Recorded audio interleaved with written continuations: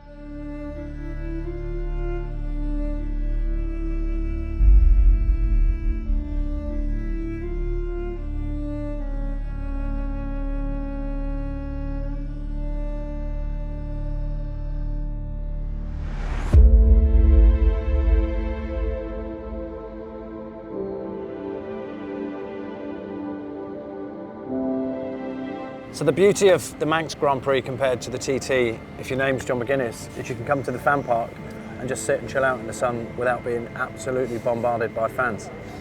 Yeah, it's nice, isn't it? It's nice to be, because I am still a fan myself, so I've been out doing a bit of watching and looking around, and been out myself today and just enjoying the sunshine before we get another spin tonight. Well, that's part of the reason why I wanted to catch up, is to not necessarily disregard your incredible career here, but I know from the chats that we have day and night, nobody knows more about this place than you. So I thought it might be a good thing to take a walk through the classes and take a tip on who you think is going to shine in the races, apart from you in that classic senior race, obviously. But I thought it would be good to start with a question that is that relates to the newcomer journey to the classic, to the Manx Grand Prix, sorry. And all of the access that YouTube gives you to onboard laps now comes at the cost of pressure from social media as well, I think, at the same time.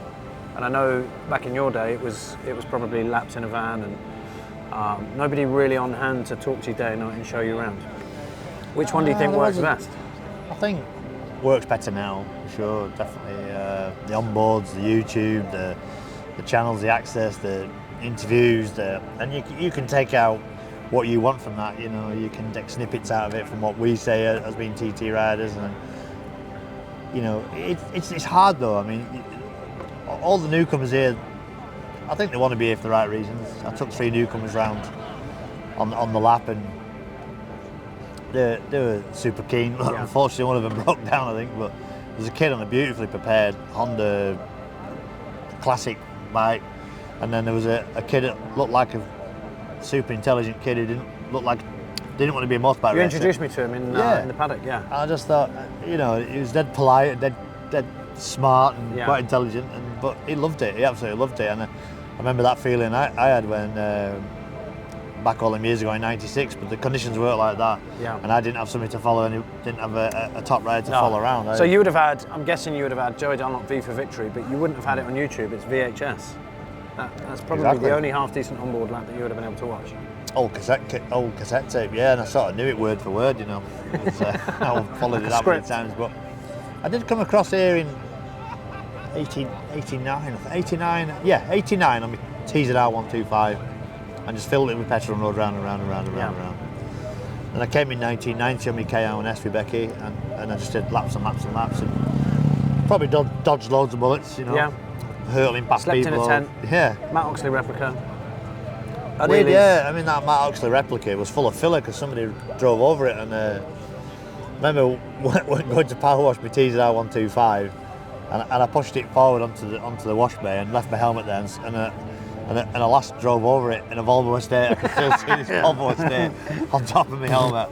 I'm like, oh my God. Yeah. And she was devoed. And she come round and give me a check to replace the helmet, bless her. And you filled it full of filler instead? I filled it, painted it in the Manx. I did go and buy another one though, but I did repair that one as a spare. But yeah, I mean, it's hard. I think the Manx Grand Prix have slightly different setup to the TT. I'm not sure who looks after him. I should know, shouldn't I? But I know the TT speak to Johnny, Milky, Paul Phillips, and you know they invite you across, look after you, they hire you a car, they take you around. And but with the Manx, I know they still do the same thing, but I'm not sure how it works. I know that there's 32 newcomers, which 38, is brilliant. 38 newcomers, which is brilliant. And they all look like decent pedallers. They all, obviously, you have to have a national licence to do it. So you know, you're not just a man off the street.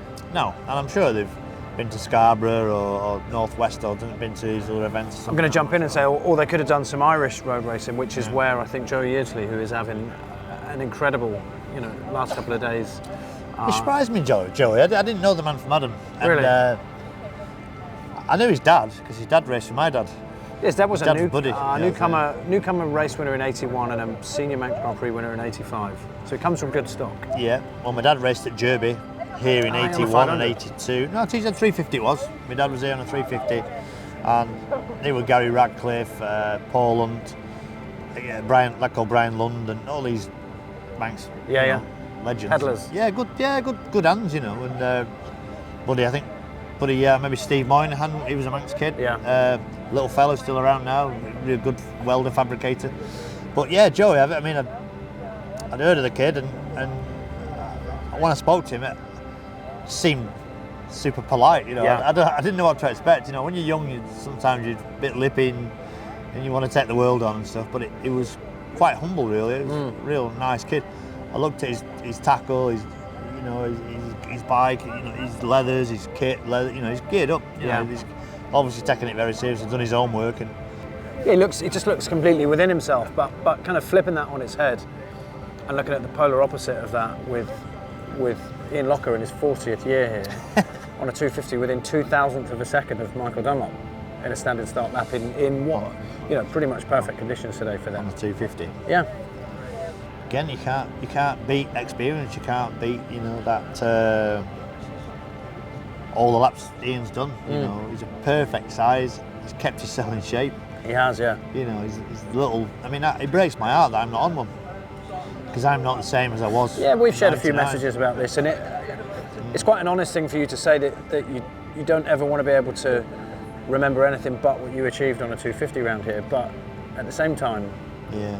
I mean, me and Bruce the same level. Me and Bruce went very similar speeds, and Bruce did over 118 in a senior race on a 250 back in 2000 or something like that. They let 250s into the senior race, which is all a bit strange. But he did 118 something. Another lad called Sean Harris was really fast at the time on 250s, and then you see we've come away from it and come back to it, and when Bruce at 50, it'd be 49.50, he did over 120. So I'd like to think I'd be at that pace, but I know I wouldn't, because he's a bit lighter than me. Yeah. And you've got to keep, he was riding for Padgetts, and so I'd be ruined if I just got smoked on one. But like Ian Locker, like you say, Ian was so naturally talented. He was ace on them small stuff, on them 600s. I mean, I've had some right old ding dongs with him around Scarborough and around here and Ulster Grand Prix Northwest. Ride wheel to wheel with him, you can trust him so much, But that's it, he just flicks the helmet on, turns, he's still a racer, But yeah, just I don't know that journey as a newcomer. I looking into their eyes on the start line, and I could just see the twinkle and the excitement and the nerves, and that Sunday afternoon was mint, weather was mint, a bit blowy and that. But I mean, I'd have loved to have been sat behind George Dunlop for a lap in 1996, but I didn't get the opportunity. I got an old guy in a white smock with a chalkboard, and it was wet under the trees, leaves under the trees, misty on the mountain. See you in a bit. I got a thumbs up, and that's all I got. But I was prepared for it.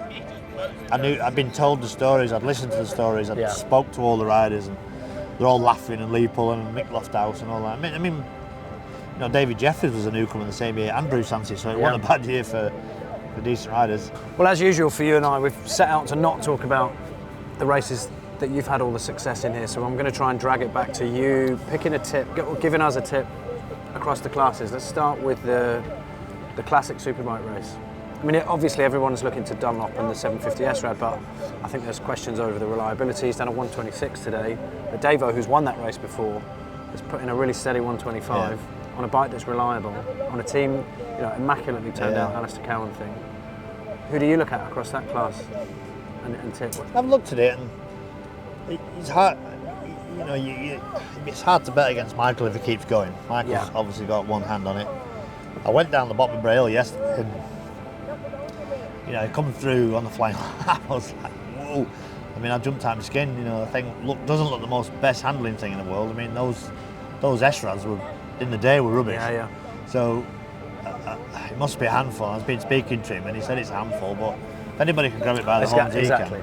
He'll wrestle it into submission. But like I say, Davo, Davo's a steady peddler. He I don't know about his fitness. Maybe that might step in a little bit. He watches these. He messages me after every single one of them. So I've got a lot of time for Davo. He's a top man, and he's had a few bumps and scrapes. And missed that TT return, and it's just not just quite. A couple of years with Norton, pedalled that Norton round really well, and he's just not just quite been on the right place at the right time somehow. What about Rob Hodgson? He goes about his business, doesn't he? Yeah, Rob's learning his trade. Doesn't shout about anything. He's cutting his teeth, learning the trade. He's 130 got this year. Experience now.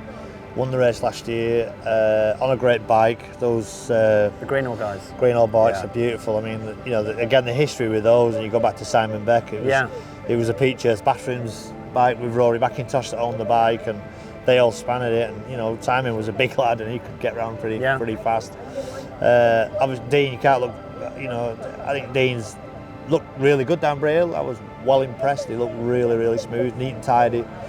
I don't think it's the fastest Ducati out there. He said he had it on the dyno this morning, and where those ZXR 750s are mid 150 horsepower, that's mid 130s. He said. They handle sweet though. Them Ducatis handle sweet. It looks good on it. I mean, it's not as highly strung as some of them Cowies. It's all right doing 175 mile/hour down Sulby Straight. You only do it once. If you're doing 168 down there, but you're doing it 4 times, then I don't know. He's got mechanical sympathy. He'll coax it round, and he's not got to panic. He's just got to ride the bike. And Dean enjoys it. He's not here for any other reason, because he loves it. So let's get into it then. Classic superbike race. Pick your winner.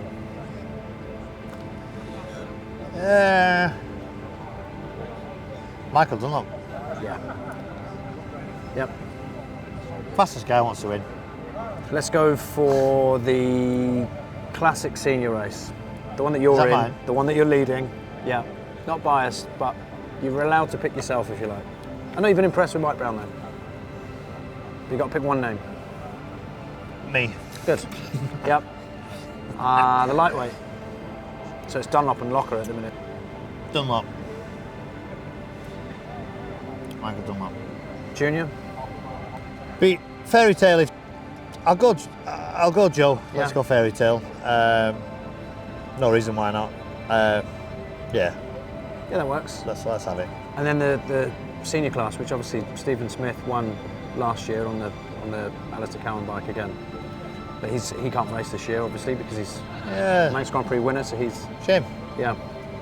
Thought he'd been on a classic bike or something, but so who's topping the charts in that then?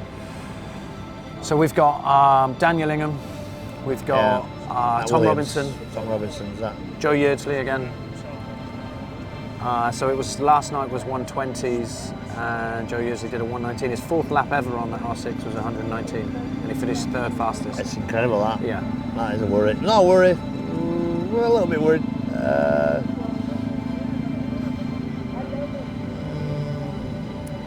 don't know. It's hard to call. I tried to be out and watch, but I can't really wait job up. I don't really know any lads as well. You know, it sounds really bad. That's fair enough. You're here to do a job as well, though. Yeah. I hope they're all safe and do a good job. I mean, 120s at this stage is motoring, isn't it? And yeah. Okay. Yeah. That works.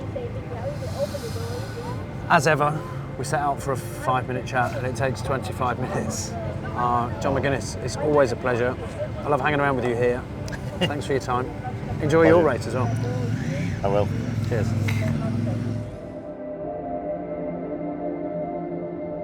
One incredible day that was. I made sure on the way to work this morning to stop by, say hello to the fairies, and I didn't mention the weather. And we were rewarded with sunshine all day. 2 full sessions, the afternoon and the evening. No hitches from the weather, no real hold-ups, just full on. You could call it qualifying, but it felt like racing at some points. We'll cover each class in the next couple of minutes, but we've got to start with that lightweight. I'm not entirely sure what's more impressive. The fact that Ian Locker had raced here for 6 years in the Manx Grand Prix before Michael Dunlop was even born, or the fact that just 0.02 of a second separated them from their standing start laps that they set this afternoon. 116.535 for Michael and 116.525 for Mr. Ian Locker. Ridiculously close, shaping up to be an incredible race. Like I said, I've been saying it all week. Paul Jordan finished third fastest with 112 miles an hour. Still no real showing for Mike Brown. I'm sure that will come on race day. But as it is, Michael and Ian are absolutely putting on such a show for everyone. Incredible to see. Fireworks in the junior class as well with Joe Yeardsley, the guy that we heard about yesterday, and the guy I get the feeling we're going to hear about for years and years to come. Showed everyone a clean pair of heels in the junior class, setting an unofficial lap record in the class at 117 miles an hour. Closely followed by Victor Lopez at 116 and then Maurizio Bottalico with a 115 mile an hour lap. I don't want to say ridiculous stuff, but it's pretty special to see an orange bib flying around like Joe has done pretty much in every class that he's ridden in today. Really special to see. Maybe I'm showing my age here, but I just think for those newcomers, there's quite a few of them absolutely going for it out there. Part of me thinks, whatever I'm doing with my hands by doing this, part of me thinks I'd like to see some of them maybe doing that.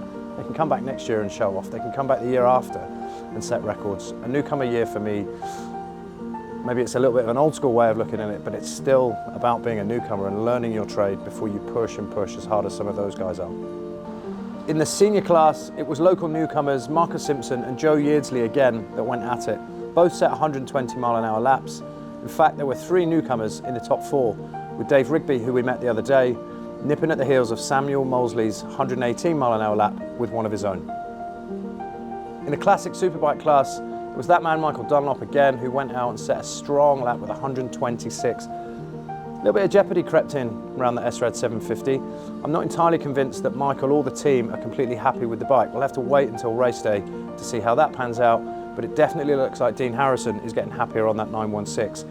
He told me on the radio earlier that he found about an extra 1,000 revs thanks to a load of time on on Ryan Crinkle's dyno down in the corner of the paddock, which gave him loads more to play with up on the mountain. He found more speed, pushing from 123 this afternoon to 125 mile an hour lap on that Ducati this evening. Davo Johnson also stuck 125 mile an hour lap in, confident enough to park the thing up after the afternoon session, grab himself an ice cream up at the Gooseneck and just chill out in the sun and watch the boys ride him round. Somebody who hasn't had a chance to chill out in that classic superbike class is Mike Brown. Beautiful looking thing, that YZ750, as yet to complete a single flying lap. Earlier this morning, the team told me that they were suffering with a little bit of a coolant leak. This evening, they sent the bike out with a brand new radiator. It didn't solve the issues that they'd had, and again, another unfinished session on the YZF 750 for Mike Brown. With 210 mile an hour laps in the Classic Senior today, one from John McGuinness, one from Dean Harrison again. His form is starting to come on towards race weekend, funny old thing, really showing his experience there. And then 109 mile an hour lap from Mike Brown on the Norton. Mechanical issues starting to plague that senior class. It is obviously to be completely expected. Look how old the bikes are. It's not like you can nip down the road and find some new bits and pieces for a 60-year-old race bike. Some of those teams taking it a little bit steady this evening. Still pushing, still putting on a really good show, but I get the feeling that senior classic race could end up becoming a little bit of a war of attrition. We've got our first race tomorrow with the lightweight. Locker and Dunlop are about to put on a show. I can't wait to see it. I'm sure you guys feel the same. I hope you've enjoyed this show. I hope you've already hit subscribe, doing that thing that YouTube guys do. It's around there somewhere. Give it a tap. Come and join us every day. We are at Manx Grand Prix on socials. Thank you very much.